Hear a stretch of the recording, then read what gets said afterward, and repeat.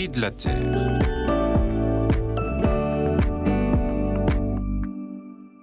Le temps de l'Avent nous prépare à la fête de Noël.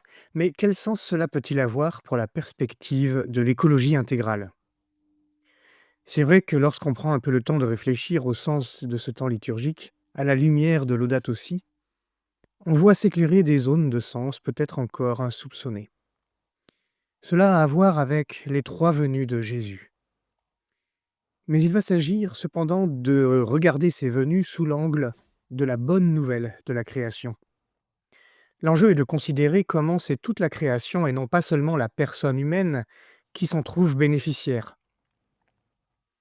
En ce qui concerne la première venue, c'est-à-dire celle de Jésus dans l'histoire, c'est toute la création qui se trouve sanctifiée par l'avènement de Dieu dans le monde, car tous les éléments de la création présents dans l'homme s'en trouvent assumés par Dieu et en Dieu. Demandez à l'âne et au bœuf ce qu'ils pensent, eux qui sont témoins de l'événement. De plus, dans la dimension messianique de cette venue, Jésus est ce roi qui vient accomplir les promesses de libération des plus pauvres. Or, parmi les pauvres se trouve la planète qui est maltraitée. Qu'en est-il de la deuxième venue?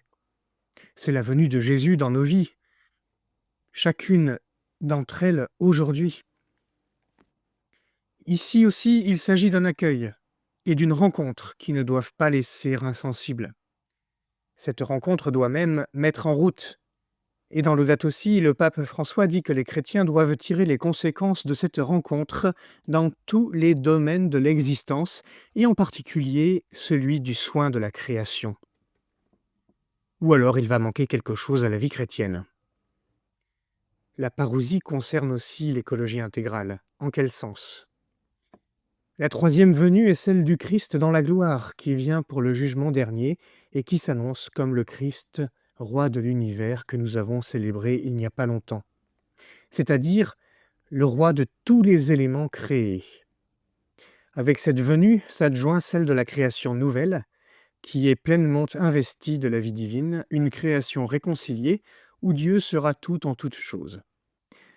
C'est la bonne nouvelle de la création qui nous invite à regarder notre monde non pas dans l'instant présent, mais dans la dignité dont la création nouvelle sera investie. Ce changement de regard sur la création nous invite alors à reconnaître aujourd'hui la dignité dont les créatures sont revêtues dans le regard de Dieu. Bonne préparation à Noël et à toutes ses venues.